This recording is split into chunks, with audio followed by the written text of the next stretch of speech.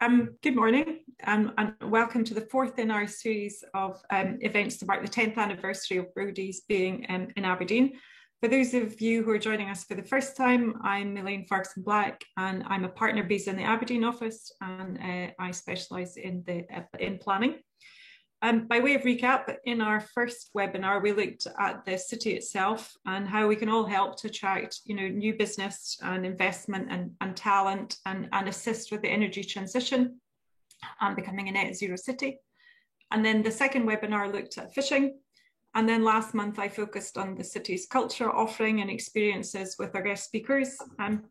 All of the previous webinars have been recorded and they're available to view or to listen on our Brodie's YouTube channel. And once again, we're recording today's session and that should be available in a few days, and we will send links out to everybody. So this morning, we're going to discuss hospitality and tourism in Aberdeen City and Shire, and it's arguably one of the sectors that's been worst hit, most affected by the COVID pandemic. Henri Nouwen, the Dutch priest, professor and author, once described hospitality as primarily the creation of free space where the stranger can enter and become a friend instead of an enemy. Hospitality is not to change people, but to offer them space where change can take place. I think that's fabulous. I think it's a fabulous quote, and it's a good backdrop to today's discussion.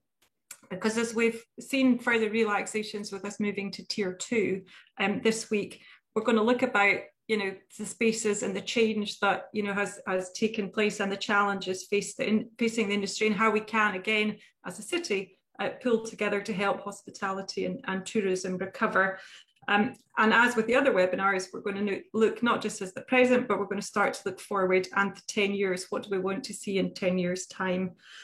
So it's time to introduce our speakers, our panels for today, who are all immersed in hospitality and tourism. And I'm delighted that they're able to join us.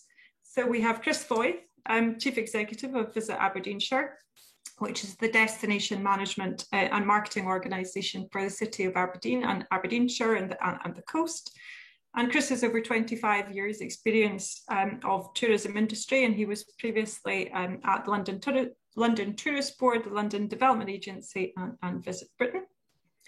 And then we have Frank Whitaker. Frank's the General Manager of the Park Inn at Radisson in Aberdeen and Chair of the Aberdeen City and Shire Hotels Association. He's a Director of Visit Aberdeenshire and Aberdeen Inspired, and a member of UK Hospitality Scotland and the Aberdeen Chamber of Commerce Policy Council. And then our third speaker is Stuart McPhee. Stuart's a Director of Siberia Bar and Hotel and founder of Aberdeen Hospitality Together, which was formed in a response to the local lockdown back in August 2020 here in Aberdeen.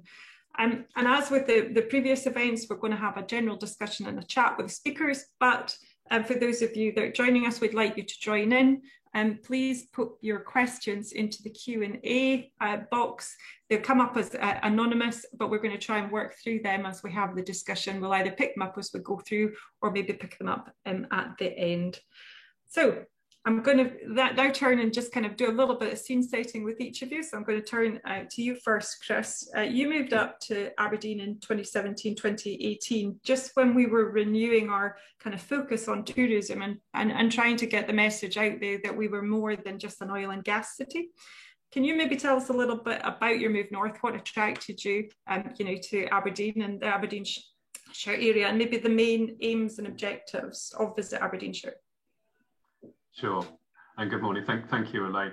You're right. It's almost 4 years since I moved up to take on this role. I think the motivation to move here was quite clear to anybody who has been living here. What an amazing place to live, and this is not to belittle London. I'm not, to quote Samuel Johnson, tired of life or tired of London. I just think it's really important. I suppose linking to the great industry that I work in of travel. To experience other places. And as soon as I really understood the attractions of living in the northeast of Scotland and the opportunity to be part of the growth of tourism in the northeast of Scotland, I was absolutely sold, hook, line and sinker. And as you said, moved up here 4 years ago and what a 4 years it's been. So to the second part of your question, Visit Aberdeenshire, that's right. We're a marketing organisation. Well, I guess we're a tourism development and management organisation as well. What does that mean? Well, I suppose in the current context, our ambition is very much around supporting and driving the recovery of the sector through initiatives that we put in place that ultimately are here to drive a competitive advantage for tourism in the North East. It's a highly, highly competitive market, always has been, and probably will be even more so soon. I'm sure we'll get on to that. So to give you an example of those initiatives, we work with a lot of local businesses, a lot of local tourism businesses, large and small, in all aspects of the sector, to help them develop their own products, meet demand from ever-changing markets as well. And I guess the more visible part of our work, if you are our target audience, is our marketing, our communications work, really getting the North East into the public's eye as a great destination to travel to enjoy, both for leisure travel and, increasingly importantly, conferencing and business travel as well. So that's in a nutshell what we do, but there's an awful lot more that goes on beneath the surface. Yeah, perfect. And Frank, you became chair of Aberdeen City and Shire Hotels Association in April 2020. So it was a month into the national lockdown, the first national lockdown, and we'll come on to look at the pandemic and the challenges. But again, can you maybe talk us a little bit about the association, who the association represents, in the area, and also the role of UK Hospitality Scotland? Sure. So the Aberdeen City and Shire Hotel Association has been around for decades. It was originally formed as a route for hotels to get their product to market and to promote the destination, and over the years has evolved. It was instrumental in setting up, for example, hospitality training, so it provided skill support to the people that work in our industry. But times change and the association has now evolved. We have an excellent DMO that Chris has just explained. So our role is no longer marketing. Our role is to support members. We currently have 51 hotel members across Aberdeen City and Shire. And we very much have evolved into an influencing and lobbying organisation that represents our members' interests. So the Hotel Association is an associate member of UK Hospitality and of the Scottish Tourism Alliance. We actively engage with both local authorities, Scottish Government, and then in a broader sense through membership of UKH and STA, we're actively involved in representing our members' views in terms of policy, with a view that we're a significant region in Scotland. Mm-hmm. We're a significant employer in Scotland, and therefore what's important to members in the North East should be recognised in terms of national decisions that are being made. So that's effectively what we have now evolved into being. Mm-hmm. And Stuart, while Frank took the reins at the start of lockdown in April 2020, we come to August 2020, and Aberdeen Hospitality together emerged as a kind of collective response, as I said, to the local lockdown. Again, can you maybe tell us a little bit about why you set up the group and what its aims and objectives are?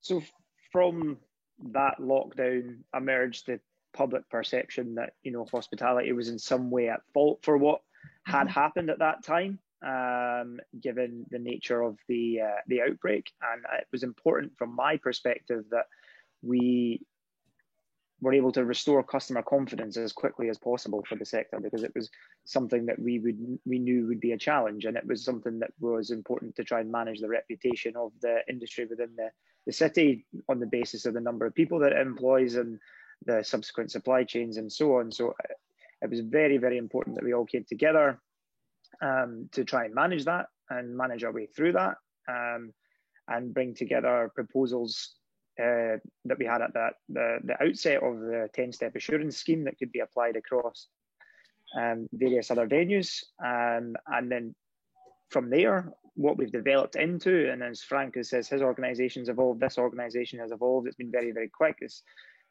changed to essentially be an information sharing organisation to make sure that best practice is shared, to allow guidance to be disseminated across venues, and allow information to be fed both into local authority level at the Environmental Health Department and trading standards, and then out again to businesses, but then again businesses' concerns fed in there, and to try and create a balance and create some positive communication. It's been hard work, there's no doubt about that, but it's really allowed, I think, Aberdeen to kind of re-establish itself as and re-emerge from that local lockdown with a bit, well, not necessarily a better reputation, but with a reputation intact, I would say. Yeah, and you won the Society Award for outstanding contribution to retail and leisure, recognition of all that hard work. As you said, it's been hard work, you know, kind of pulling together, and well done on that.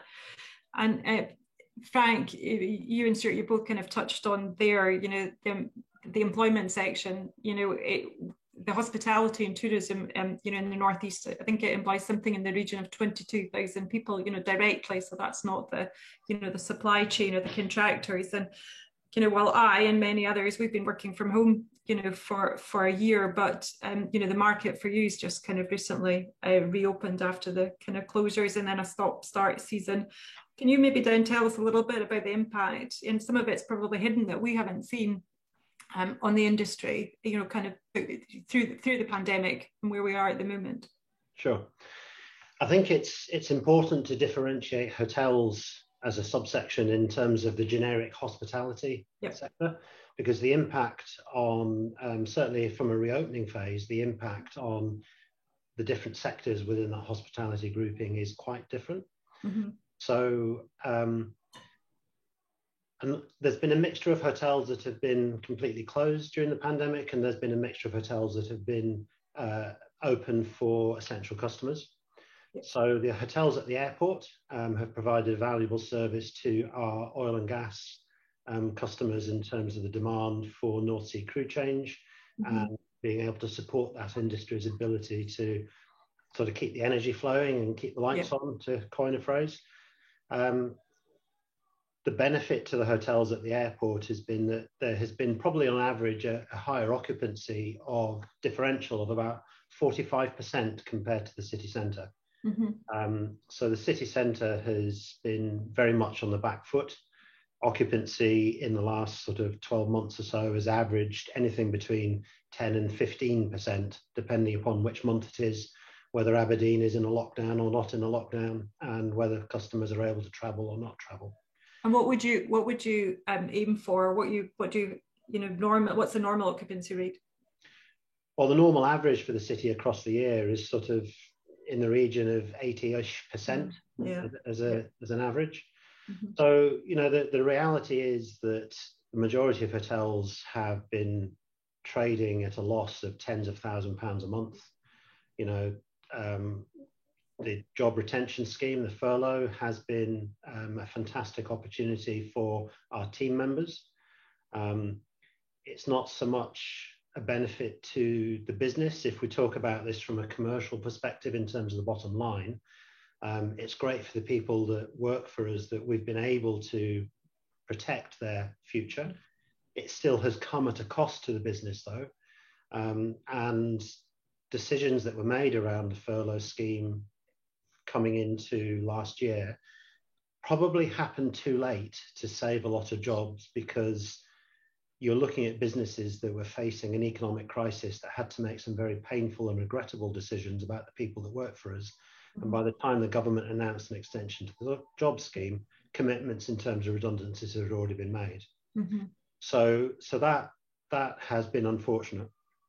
What we're seeing is that a lot of hotels are doing a lot of work. You know, there's a lot of stuff that goes unseen. So, for example, if I can give you an example that nobody would think about, Legionella is an issue. You know, so if your business has got low occupancy, so your water's not running, for example, because your hotel is at low occupancy or closed, then we've got to make sure that water is still running so that when people are back in the hotel, we don't have a Legionella risk. So that's a small example of a lot of behind the scenes activity that goes on, that when we're closed, we're still incurring significant cost, or when we're at low occupancy, we're still incurring significant cost. And I think that's something that very much goes under the radar. Yeah, I think because we were obviously chatting before, when you were explaining that was, what you were doing last night, going in and out of the bedrooms, turning on and not just turning on and off the taps, but then measuring the temperature. Yeah. All of that, as you say, is the kind of unseen. I know through, the being connected to the golf club, obviously, in terms of when we were going to be shut for, a period and closing down, all the, the beer and making sure and all of those kind of things. But yeah, there's the aspect to say that people don't kind of think about. And Chris, just as the hotels have been closed, tourist attractions, of course, were closed in a bit. But I find slightly, we had a good snowy season, but we were being encouraged to go outside, but you weren't allowed to travel, you had to stay local. So the ski resorts even, weren't able to kind of open. So what's it meant for the local attractions, that we have here that we've been trying to promote? What's it done to them, and how are they having to promote themselves now, perhaps in a different way? Well, as you say, it's been terribly frustrating for the ski centres, with probably some of the best snow we've had in many years, not being able to open.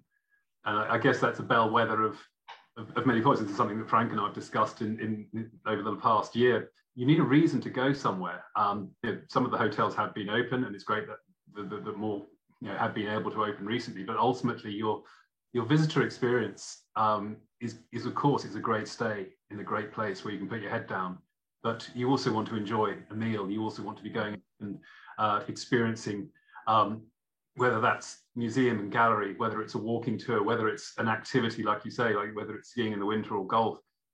We need that combination all coming together to make a visitor experience. Now, that does perhaps in current circumstances mean we need to reassess how we talk about cities as well, and perhaps we can come on to do that later. But for many attractions, they're facing many of the same challenges that Frank has mentioned. Is what goes on behind the scenes.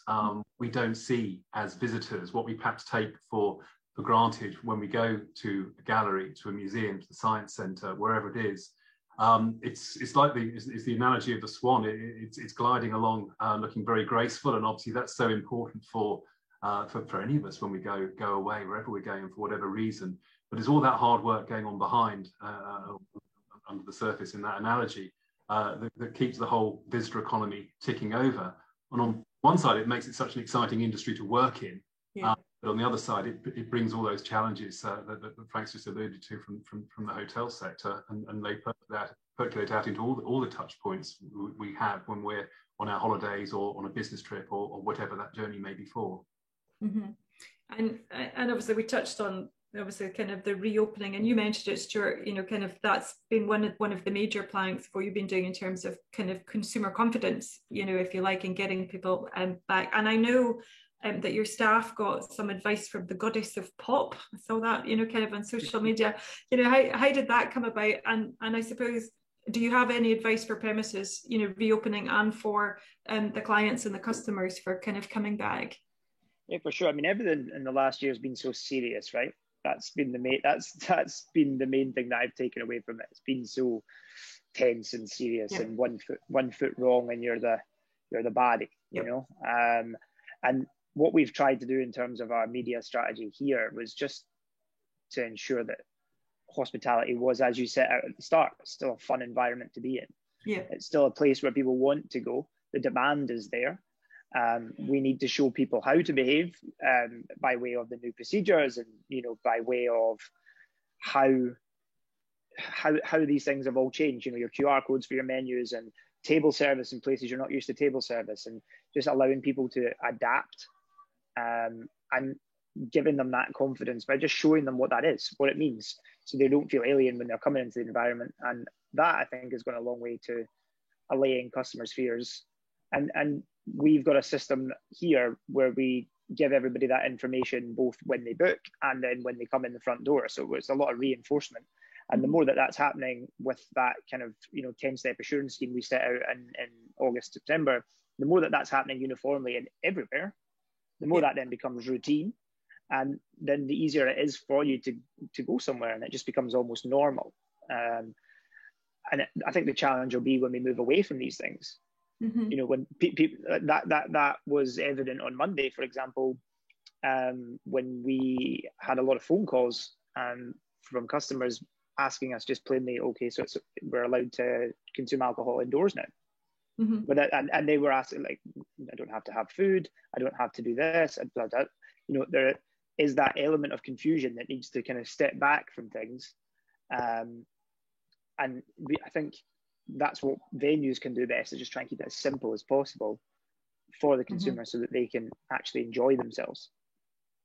I know myself, I've struggled to kind of keep up, you know, before. So a week ago, you know, I had a family funeral in a week, and you could have alcohol indoors at the wake, but you couldn't have it if you just actually went, you know, to book a meal and to sit down. And it is that bit. And is it 3 households? Is it 6 households? Is it 3 people? You know, again, using my golfing thing, you know, we can play together as a 4-ball, but you can't sit together inside. You know, and it's kind of been strange. You didn't give us the lowdown on how you've got the direct contact with Share. Are you keeping that secret? No, we just, you know, I think social media has 2 sides. Social media has a good side that we see when you see something like that, and has a bad side where people kind of jump on and pile on, and that's where all the kind of be kind stuff comes from. I think what we were just trying to do there was play to that fun side. And the guys were just throwing about ideas, and they're like, do you know what would be good to get some pep talks in before we reopen? Share, we always play Share in the bar in the morning, so it's always something that's around. So they tried to get in touch with her, and then I think a couple of days later they were trying to get Greg James involved. I think they got Greg James involved as well. So it's just, you know, try and have fun with it, and I think that shines through when you come in here as well, and when you come into the environment too. Yeah. As you say, it's somewhere where you want people to come and kind of enjoy. And I know, Frank, you and I have kind of spoken a lot. There's been, during the pandemic, a lot of the kind of planning and licensing regulations, relaxations, you know, recognising with their kind of social distancing requirements and not being able to kind of occupy or go to the full kind of occupation. So we've had the outside areas and the marquees, and I think you mentioned before all the lobbying that you've been having and the discussions. Do you want to talk about, you know, whether we should be continuing these, you know, kind of post all being able to kind of go back inside? Are these things that you'd like to see? I think that as we've kind of reflected on what we've learned in the last 12 months is that everything will progress, everything will innovate, everything will change. You know, I mean, Stuart's talked about QR codes on menus. And if I can digress slightly, we all remember the days where you'd stand at a busy bar and wait to be acknowledged by the barman and get frustrated because that bar attendant was serving someone that you believed came after you. So I think some of these innovations that have come into effect over the last 12 months actually enhance the customer experience and make it, you know, a better destination. Mm-hmm. And, you know, the tenuous link to your question is that I believe that that's what Spaces for People has given us the opportunity to explore. Mm-hmm. So the Scottish Government has provided funds to the local council to enable them to create a sort of a public realm space. And, you know, we can have minor debates about the temporary nature and whether the colour of the cones make the city centre look attractive or not. Yeah. But I generally believe that we need to move past that and think about the opportunity that this presents us to transform what the city centre looks like. Mm-hmm. But if we reopen and we return Union Street to a dual carriageway thoroughfare, as opposed to taking the opportunity to really think visionary about what the city centre could be like as a destination, we've missed an opportunity. And actually, we've not learnt anything from the pandemic. So that's been a strong point in terms of what we've been lobbying for. So the Spaces for People has been, and the outside hospitality has been enabled through the temporary relaxation of planning measures from the Scottish Government. It's a little bit disappointing that they've only enabled that up to the end of September. Yeah. Because the reality is that, you know, the economic recovery is going to take much, much longer than the end of September. Mm-hmm. And the reality is that my question is, can we move at sufficient pace that come the end of September, We know exactly what we want the permanent measures to look like. Yeah. So that's been a strong element in terms of what we've been lobbying for, that we need to extend these temporary measures for at least a year. Mm-hmm. And we need to allow the local authorities to listen to what the community wants their city centre to look like. Because if we don't do that, the danger is that it's going to become a political thing. But actually, it shouldn't be a political thing. It should be, this is what the ecosystem of a city centre, in terms of the business community, the people that live here, mm-hmm. the people that work here, and the visitor economy needs, mm-hmm. for our destination to be what it needs to be for all of those things. Yeah. And there's a question that's come in there for everybody in terms of, what would you like to see Scottish Government, doing for the hospitality sector kind of now and kind of longer term? I don't know, Chris, if you've got kind of any thoughts on that. Well, we have seen positive response in many areas from government so far, in terms of announcements in March. In response to recommendations from a tourism task force that had been set up to look at, how do we find our way out of the situation. So there are initiatives coming through. There are funding coming through in certain areas, which is a start. Yeah. So there will be more focus. There will be more focus on promoting Scotland's cities and addressing some of the challenges about attracting people back into urban areas. There are focuses on other areas, such as social tourism, for example, encouraging and indeed supporting people to get out and explore their own country if they don't have the advantage to do so themselves. There's quite a wide range, but I don't think those in themselves are necessarily going to change some of the structural issues that Frank has just mentioned. And it's those structural points, the liberating trading conditions and adapting to consumer demand. That's what I think is going to be the real bedrock of ongoing support for recovery, allowing businesses to thrive. I think that's going to be the quite fundamental to the next few years. Stuart, have you got any thoughts, any asks of the Scottish Government? We've got a new cabinet just been announced. Anything that you'd, or is your stuff more like kind of local? I mean, I think one of the most important things to recognise is there's been a lot of money thrown at the problem already. And I think what Chris references as the liberation of restrictions, I think is the most important point, because that allows us to plan, budget forward, project, and understand how long it was going to take us to get out of the current position that we're in. I mean, the average business in our sector is salvaged with so much debt at this point that they've got themselves into, that they need to be able to start thinking forward.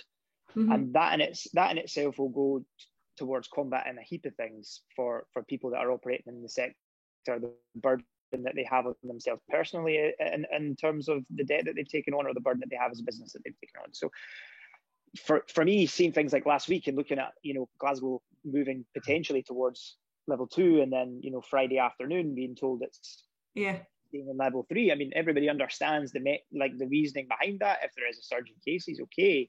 But the fact that we're still in a situation where, the notice period given for a decision like that is so short, that goes to then add to that pile of debt that you've gone and you've brought all your staff back. You've spent, a friend of mine had spent something like £6,000 per unit, and he's got 5 units to get ready, and it's things like that. It's engagement, it's forward planning, which we all understand is difficult given the current conditions. We're not saying anyone's got a crystal ball, mm-hmm. but we just don't seem to be looking as far ahead as I think we could be.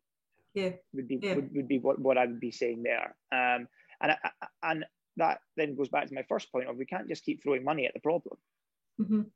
because then we're going to have to pay for it somewhere down the line.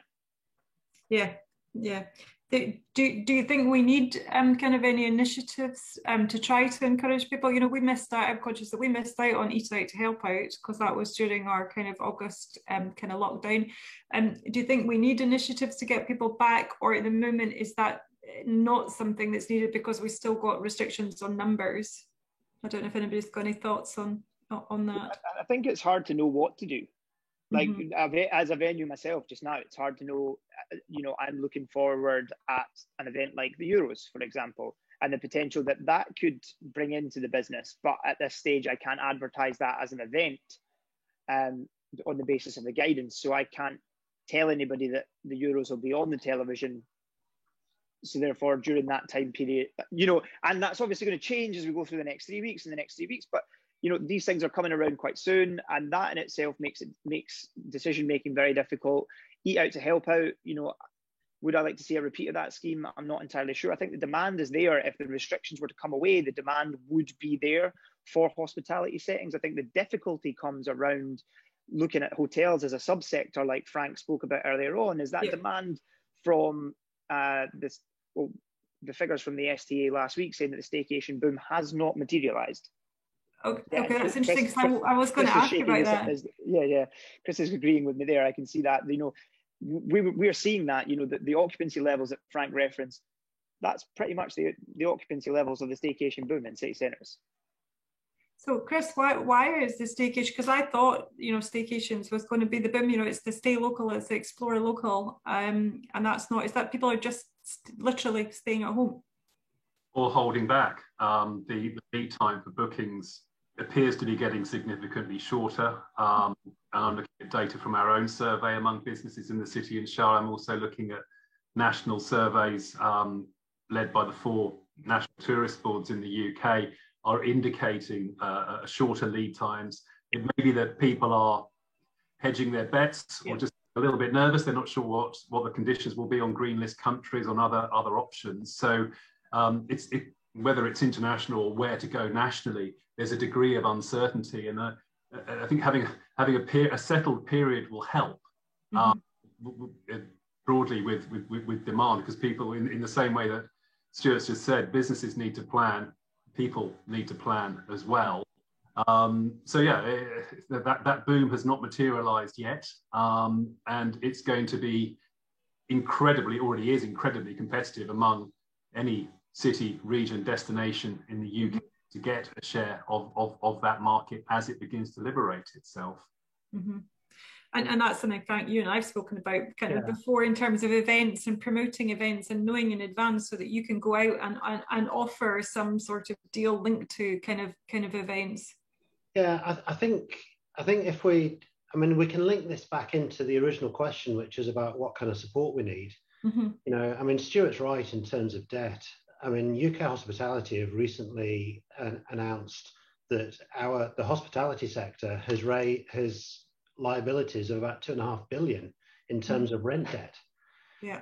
So the fact remains is that in terms of the strategic business funding grants that have been available, they have been small value, but they've now ended. Mm-hmm. But our revenue generation opportunities are not suddenly, it's not like you've turned a tap on, mm-hmm. as the conversation has just reflected. So I think what we need some vision from the government in terms of how they're going to support that revenue generation. I know that from my own business's point of view, I'd much rather rely on my own ability to generate revenue than I would on a government to give me a handout. Yeah. So I think the governments need to focus on how they're going to facilitate that. And there's some big ticket things. So, UK government, Westminster has responsibility for tax and for VAT. So there are 2 big issues there. VAT has been reduced to 5% through the mm-hmm. pandemic, but actually that's not been a benefit to either attracting visitors or a business's ability to benefit from that, because we've not been open. Yeah. So that's now been extended to the end of September. And that savings not necessarily passed on to the customer either. That was the misconception of that at the outset, was VAT's been cut, so food will then be cheaper in a restaurant. But that was designed so that the restaurant can maximize margin and then therefore make more money and survive. Okay. So there was a lot of confusion there. Yes. The thing is, in the context of how hospitality is taxed, mm-hmm. At 20% VAT, we're in the top 6 of European competitor destinations in terms of the rate of VAT. Mm-hmm. And that conversation is often conflated with, but tourism tax and all the rest of it, which I don't really want to go into. Yeah. But, in terms of the tax burden on our sector, mm-hmm. it is an inhibitor in our ability to generate revenue. Mm-hmm. if you look at I mean, ONS had a Scotland Business Impact survey on the 1st of April, and almost 50% of the respondents said they had less than 3 months cash reserves left. Yeah. You know, so the only way we're going to change that is if we generate revenue. Yeah. There are going to be many businesses out there that have incurred liabilities and have had no choice but to use their capital fund reserves to protect the cash flow. So that then creates a problem where the future quality of what we're offering to customers coming into the destination is at risk. So the one thing that I would be asking governments to do would to be put some tax incentives in place for capital projects to enable businesses that have used up their cash reserves to still be able to focus on improving the quality of the destination into the future. And some of them may be more of the innovative stuff that we've been seeing over the last 12 months. But this has all got to be about the destination. This has all got to be about creating reasons for people to visit. Come. Yeah. And just as a question that's come in probably for you, Chris, you know, about you know, what strategies are in place, or do we need to partner with national and international organisations to push visitors up from Edinburgh and Glasgow and across from the Highlands to the northeast corner? I know obviously you work with Visit Scotland, but perhaps maybe had any thoughts about that? Indeed. Well, just to pick up on Frank's point, that people do need reasons to visit. Certainty, or particularly on events, is absolutely critical to give people reasons, not just to think I'd like to go there one day, but I want to go there then because that event is happening. So clarity on that is going to be absolutely key. I'll try and be upbeat here because I think from the demand side, we're on paper, you look at every survey that's come through about consumer sentiment over the last 6 to 9 months, what people are looking for, we've got here. We've got here in spades in terms of what open spaces, great seascapes, landscapes, beautiful city by the sea, everything that should tick the right boxes. Working in partnership is absolutely critical. A lone voice is not going to turn the tide here. Yes, we work with Visit Scotland. Visit Scotland play a really, really important role in keeping that really, really strong Scottish visitor brand alive. And if you have an hour to spare, I really encourage you to go on the iPlayer, and there's a short program about the history of Scottish tourism, and you can look back 40, 50 years at some of the initiatives that were put in place then to really bring Scottish tourism into the modern world. But back to the here and now, some of the principles are the same. We need to work with operators. We need to work with people who effectively bring people here, and that's been a big loss of the last 18 months, and will probably be for the rest of this year, is the travel industry. Those organisations, those businesses, quite often very small businesses, who sell the experience. Whether it could be a coach operator down in Preston, it could be a tour operator based in Germany, or a wholesaler based in Edinburgh or London, who's all part of that distribution chain. Maintaining relationships there, absolutely critical. And that's a really key part of our work, is building strong relationships with effectively trade buyers. So if you're in any other sector, you will have a distribution chain. That's the equivalent in the tourism industry, selling on through operators who will bring people out here either en masse or through other means.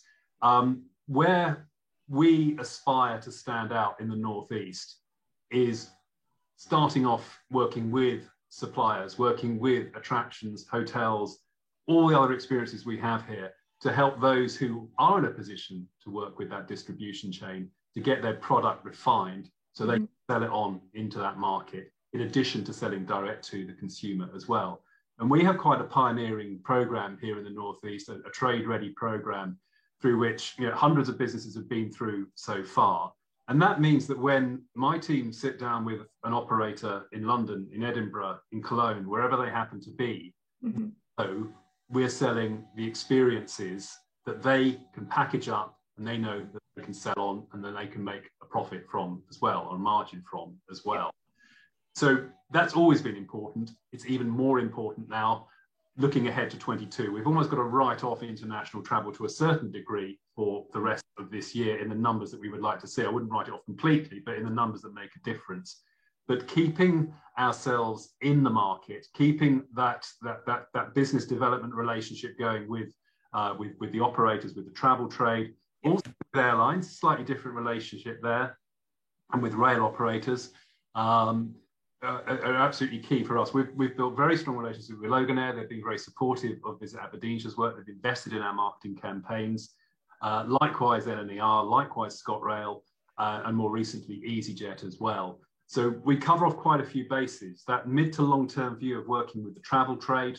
So when we get to next summer, I'm not looking back and thinking, crumbs, we could have done so much more to drive business into the region. We're putting the legwork in now, but also putting the legwork in with the carriers now to keep the season, to get the season up and running as soon as possible and extend it as far into the winter as possible too. And as I thought there might be somebody looking for an update on the cruise liners that we were all expecting to be coming to Aberdeen. I don't know if you've got kind of an update on that, Chris.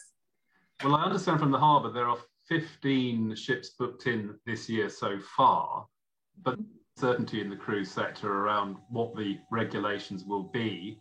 There's quite a lot of confidence in the cruise market. You've seen P&O launch the new ship down in Southampton the other day, obviously with a longer term what that ship will deliver.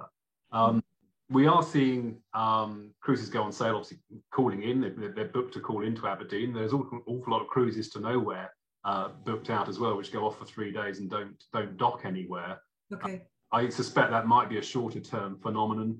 I was talking to one cruise operator the other day who are bringing quite a magnificent ship to Aberdeen in July, all being well, that looks more like a tall ship.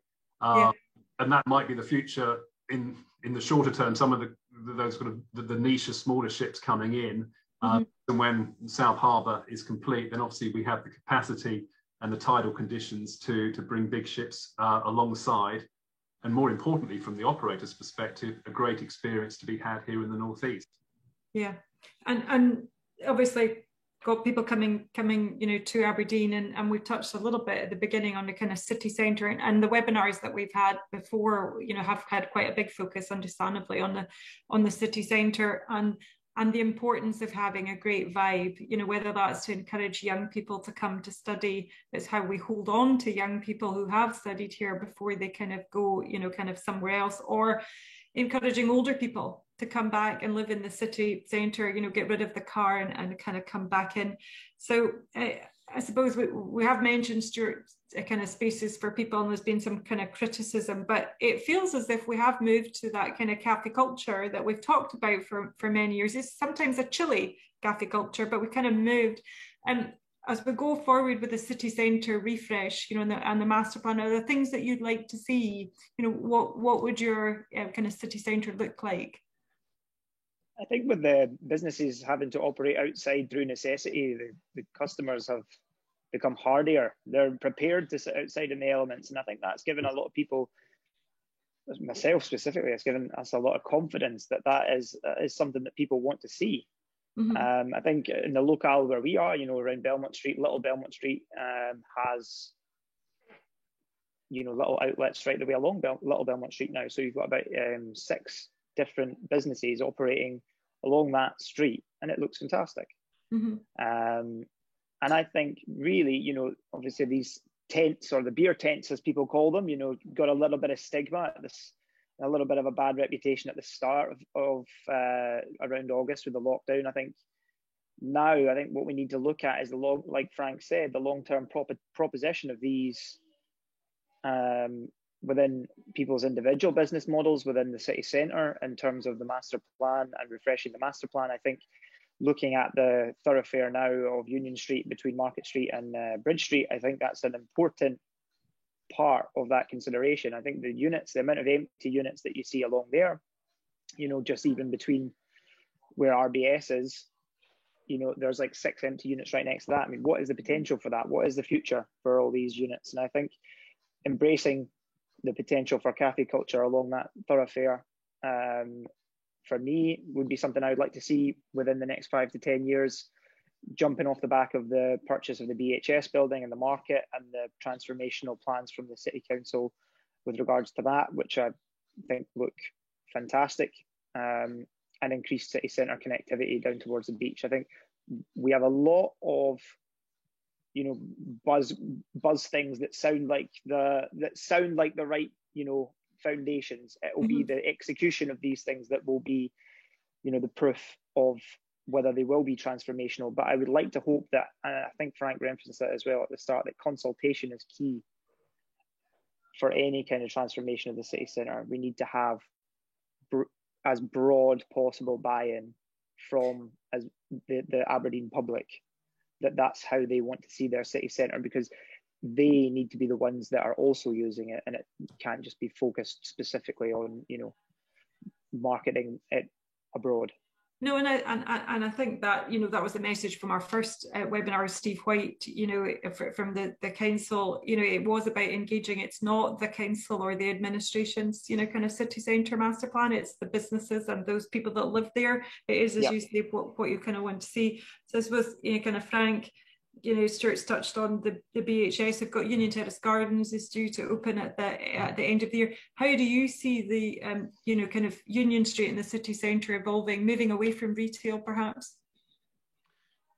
I think that I think we've got a short-term necessity and a longer-term requirement, if that makes sense. In the short term, we've got 41 empty retail units on Union Street, and what do we want the purpose of Union Street to be? I love walking along Union Street and seeing these outside hospitality areas, because it does generate a very different feel.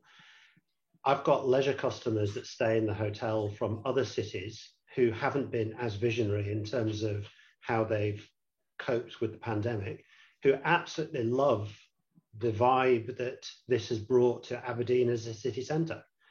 So I think as a destination, it has definitely enhanced it. So in the short term, we need to keep those opportunities going. If we don't, then those 41 empty retail units, who will go into them? What type of businesses will go into them? And then we've got a challenge in terms of what the longer term vision for Aberdeen as a city centre will look like. Both my sons live in London, and I've got quite used to going down there and having a wee jaunt around King's Cross where the gasworks are, and you've got outside hospitality, you've got a market, the vibe, the culture, the feel is just amazing. And I think that we need to be thinking along those kinds of lines. The opportunity to take down the BHS building, create a route for people coming out of Union Square to go through the Merchant Quarter, to go through the Old Market, up to BHS, and to have that central portion of Union Street pedestrianised with a link into Union Terrace Gardens.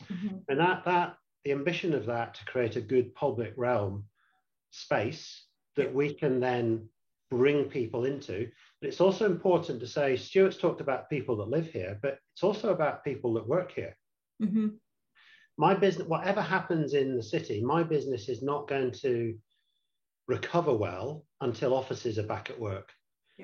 And we need that commercial return for the whole ecosystem of the city to work, whether people are buying a hotel room, whether they're popping out for lunch, whether they're nipping into shop to spend some money in the retail, whether they're staying a bit longer to enjoy the nighttime economy and the visitor attractions. It's that blend that we need. And if we don't, and I noticed there's a question from Gary in the chat about the safe environment for customers. And I think it's a really important point to make, because my guys haven't been working from home. They've been working in the hotel, in their places of work. We've had people staying in the hotel since we reopened in July last year. And we've worked really hard at risk assessing the safest way we can do that to minimize the spread of COVID. So, we are an exemplar in terms of how you can manage people through your business. So I would encourage, and I know there's a lot of apprehension out there about people returning to work, and it's very understandable. But it's often when you're in a situation that you're unsure about, and then suddenly you're presented with a change, that can be daunting. So I think we've all got a responsibility to make that as easy as possible. And I think if we can encourage our office customers to think about how they can do that in a safe way, then that's how we're going to get through this, and that's how the city centre recovery is going to be improved. Yeah, as you say, it's that kind of ecosystem that we all depend on each other. Chris, I was going to ask you. We've talked in previous for the culture webinar and that the importance of festivals and events. But now, we're doing so many of those, kind of online, and I get my food delivered. So while I'm at home as well, how do we get people back to going to see, kind of live events, going back to, getting out of your own living room? Do we need to be doing things differently, special, or do you think people are just missing that kind of, they'll want to go back for the experiences and to see people again? I think there is that pent-up demand to reconnect. It's not universal, but it's there. And if I could sort of pick up on the conversation just now and perhaps put my either city and shire hat on, arguments apply whether you're in the city centre, Stonehaven, Inverurie, Huntly, wherever in the shire. Yeah. We need the point about ecosystem. Visitors aren't going to go somewhere if there's no life. Yeah. There's that need for human interaction. If locals aren't out and about enjoying it, then what's the attraction for visitors? And that's as applicable, as I say, to any town, village, and city as well. So there is that kind of challenge we've got to overcome. That kind of use it or lose it challenge, I think, as well. But there needs to be a reason to be out there in the first place. It's unknown territory, I suppose, in terms of having so much done at home, so many conferences at home, having shopping delivered at home for many. And it's unprecedented going into this, and it's unprecedented coming out as well, in terms of what pace that will move at. But as Frank and Stuart said, it's critical that there's life back in, because that whole ecosystem needs a starting point. And as I say, it's not just in Aberdeen. It's across the whole shire. It's across the whole country, really. Ultimately, we need people. We need that ecosystem to start kicking back into life. Because from my perspective and from Frank's and Stuart's, conferences online don't fill hotel beds or restaurants or bars. That's such an important part of the offer we have here in the Northeast, particularly in Aberdeen. We know we can host great events here, whether they're leisure events, whether they are business events. We know this is a great place to work as well and to host corporate meetings. But there are so many elements that need to come together to make that happen. And there is, I suppose, an onus on those of us who are keen to get out and about to get that cycle moving. And I think we've talked about this before. There's that kind of collective responsibility as well on all of us to talk up the city, and what we have to offer. We have an amazing region, whether it's out in the Shire, and Aberdeen as a city, as a destination with all of this on our doorstep. It is fantastic. You can go down the beach, you can have an amazing vegan burger before you go surfing. You can then walk into town and go to an amazing art gallery. You've got, we are very good at underestimating just how amazing our place, where we live is.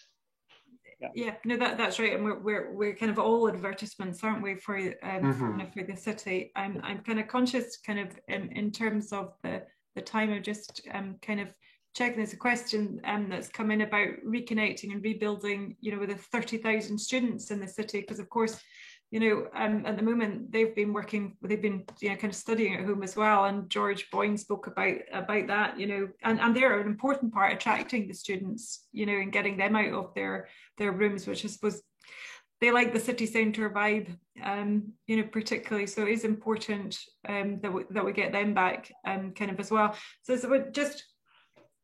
I now want you to look forward 10 years. And if there's one thing that you want to see in Aberdeen or the Aberdeen area to be known for, what would that be, Stuart, for you? For me, I think we need to be known as that destination for tourists, second, like overtaking certain places. I really think that is the goal. That's how I see things going.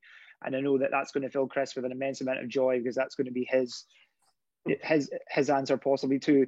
But to me, that is what I see the potential for the region. You know, more like focusing on bringing people here to see everything from sea to mountain. You've got the Cairngorms, you've got the castles, you've got distilleries, you've got everything in one little pocket of the country. You know, I think people were, well, everybody I know wanted to go and do the North Coast 500 once the lockdown was lifted. That seemed to be the one thing that they wanted to do. So I suppose in 10 years, the one thing that I would want people to be doing is coming here and experiencing what we've been able to kind of transform the region into. Perfect. Frank? I think that there's been a lot of groundwork done already. You know, I mean, if you look at Newark, one of the best tourism events of any city centre across Europe. You know, I think we already are a market leader in many aspects. We just don't realise it. So in 10 years' time, my aspiration would be that Aberdeen is the place that anybody in Scotland wants to go and live in, because it's the best city to live, work, and have an amazing time from a leisure perspective in. That's my ambition. And Chris? Well, 10 years is going to go in a flash. I'm just thinking back 10 years, we were just getting ready for the Olympics, and that's gone like that. So it's not that much time. I guess a really good bellwether would be for me, if I get into a taxi in Edinburgh and the driver asks me where I'm from and I say I'm in Aberdeen or in Aberdeenshire, I don't get a pitying look from a taxi driver who just doesn't appreciate what we have here. So a lot of work to do, I think, echoing the points that Stuart and Frank made there. Really memorable visitor experience. People are talking about, they're recommending, it's shifting the dial. So mentioning Aberdeen when talking about Scottish cities is not an afterthought. Talking about Aberdeenshire as a great outdoor experience is not an afterthought as well. And we are competing with currently better known destinations, both in Scotland and elsewhere in the UK. Yeah. Well, thank you. So we're kind of coming up to 12 o'clock. So thank you, Chris, Frank, and Stuart, for giving up your time and kind of sharing your thoughts on the kind of challenges, but the opportunities and what we already have. You know, kind of in fact. And I finished the last event with a quote related to that sector. So I thought I would finish this one. So I thought I would look for something from the industry. So, and who better than Conrad Hilton, from the founder of Hilton Hotels. And he said, it's wisdom to profit by yesterday's mistakes. It's fatal to hang on to yesterday's victories. You limit yourself, the future should be expanding. Yesterday's experiences are the foundation on which you build today, which is a pretty good way of us going forward. We've got plenty to build on, as we've heard. And we'll come back in 10 years' time and see if we've achieved it. That brings us to the end of our fourth webinar. Thank you, everyone, for joining us. Our next webinar celebrating 10 years in Aberdeen is going to be on Tuesday, the 15th of June, the usual time, 11 until 12 noon. And it's going to be hosted by one of my fellow partners, Doug Crawford. And he's his guest. They're going to be looking at the corporate market and deals and transactions in Aberdeen. So keep an eye out for registration details and enjoy the rest of your day. Thank you.